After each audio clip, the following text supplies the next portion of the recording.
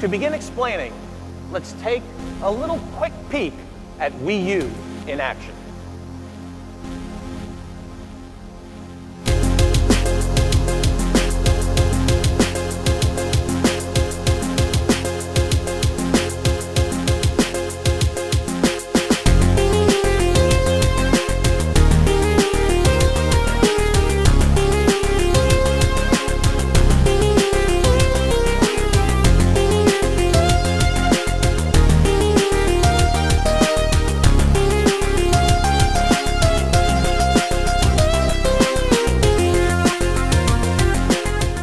The Nintendo Wii U is the console that Nintendo would rather have you forget.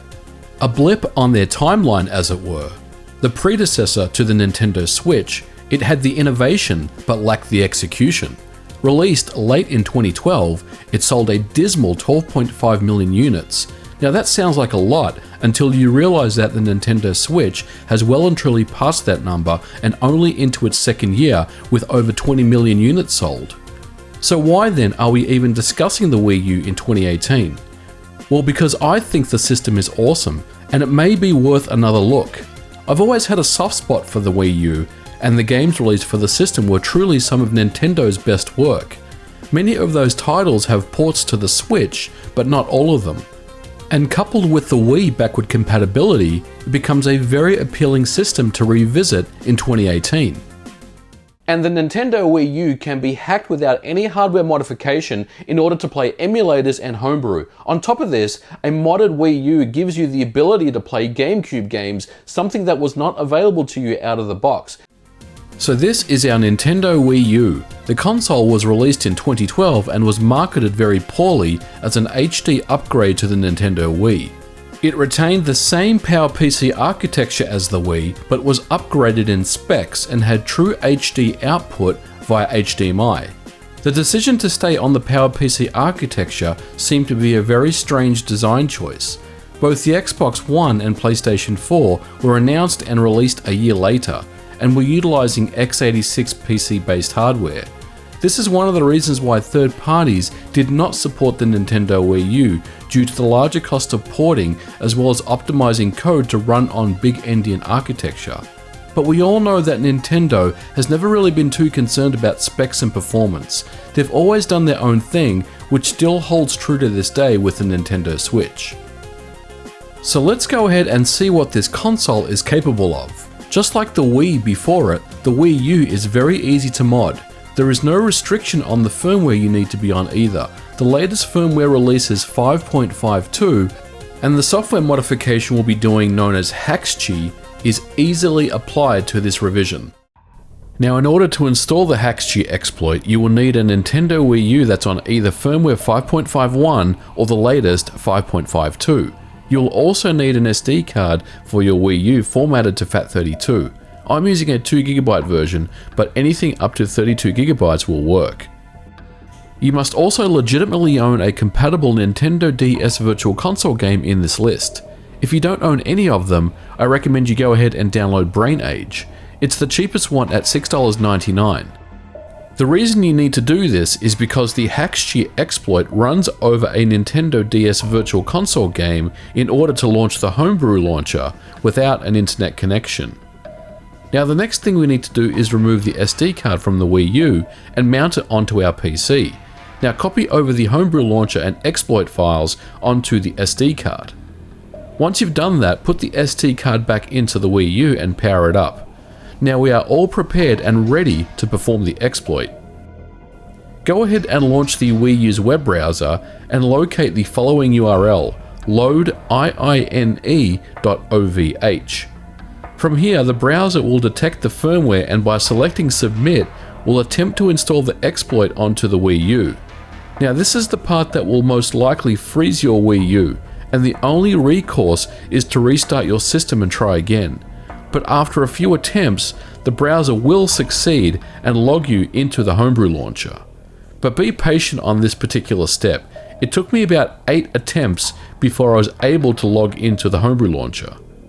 Now from here, you're probably thinking we are done, but we still need to install the Haxchi exploit onto the Wii U. So to do this, browse through the Homebrew Launcher's apps until you see the Haxchi installer. So go ahead and run this.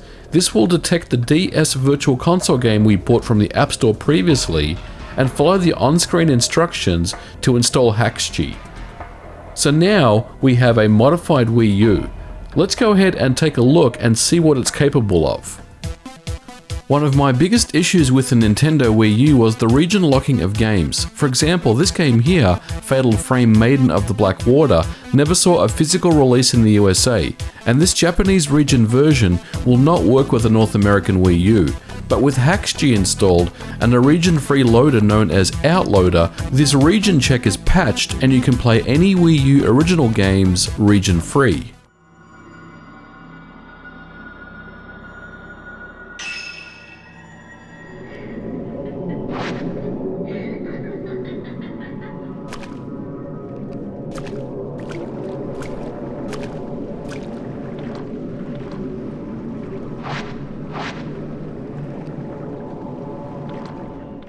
One of the main reasons for hacking your Wii U is for emulators, and there are some great ones. RetroArch is very well represented with many cores running nicely. Some standouts for me is MAME 2003, which handles Midway games very well.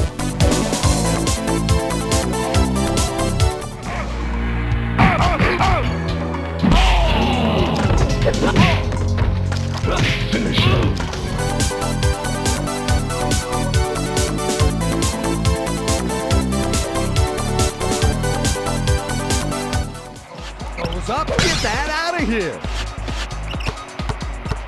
Reed. A spin and a drive. Wyatt Reed. There is also a PSP emulator in development that runs very well thanks to the dynamic recompiler. It's not perfect, however, with some games having slowdown, graphic glitches, and choppy audio. However, it's in active development and shows great potential. This is one emulator to keep an eye on.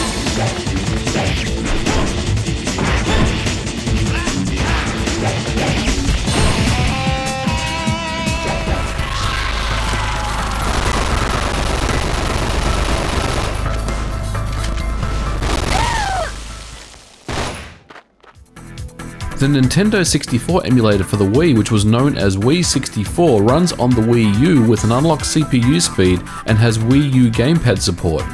While not perfect, it does run the more popular Nintendo 64 games very well, with good overall frame rates and great sound.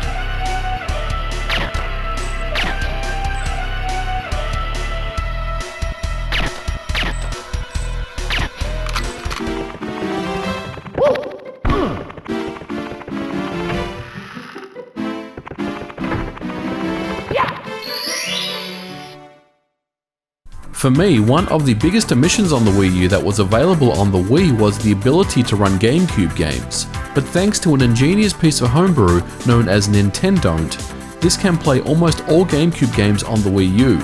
It boasts very high compatibility rates and is a must-have if you want to revisit that classic GameCube library.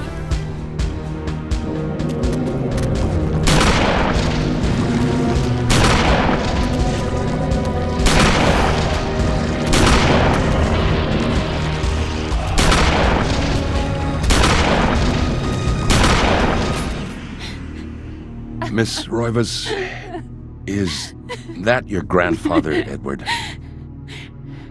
Yes, it's him. He's wearing our family ring. And of course, the Nintendo Wii U supports and plays Wii games out of the box, and in many instances is the preferred way to play them due to the HDMI output. Here's just a sample of some of my favorites.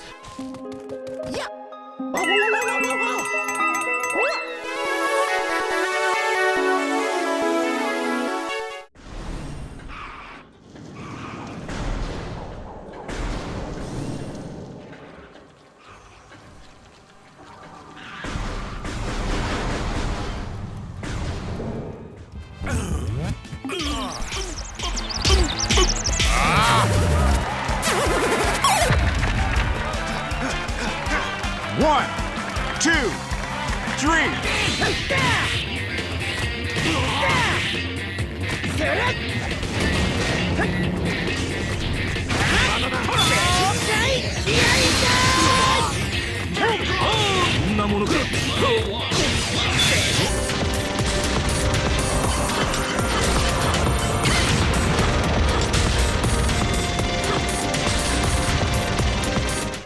It's easy to forget about the Nintendo Wii U as a console due to the massive popularity of the Switch, but the truth is, it's awesome. There is still a very impressive library of games available for the Wii U. While it's true many of them are now available on the Nintendo Switch, most are direct ports, and many games are available for a much cheaper price on the Wii U. For example, Donkey Kong Country Tropical Freeze can be purchased for $20 on the Wii U versus $60 for the Switch port.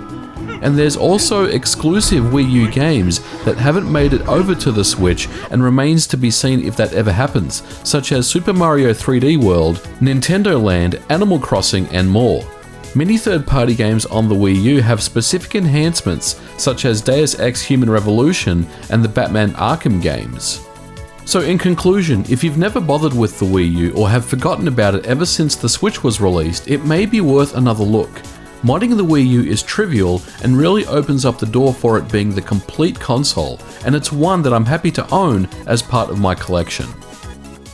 So what did you think of the Nintendo Wii U, guys? I think it's a very capable system in 2018 and one possibly worth your time in revisiting. Now, some advice before I go: if you are interested in picking up a Wii U, make sure you don't fall into the trap of buying just the base console itself. You may see them being advertised on eBay for cheap, for like 50 or 60 bucks. You will need the gamepad or the tablet as well, so you really can't use a Wii U without both pieces, and the gamepad or the tablet will set you back at least $100 or possibly more. And this is not something that Nintendo would sell separately. So when you do try to find a Wii U system, make sure you get both the base console and the tablet. Otherwise, you're not going to be able to do anything with the system. Well guys, I'm going to leave it at that for this video. Let me know what you thought about the Nintendo Wii U in 2018 in the comments below. As always, don't forget to like and subscribe, and I'll catch you guys in the next video. Bye for now.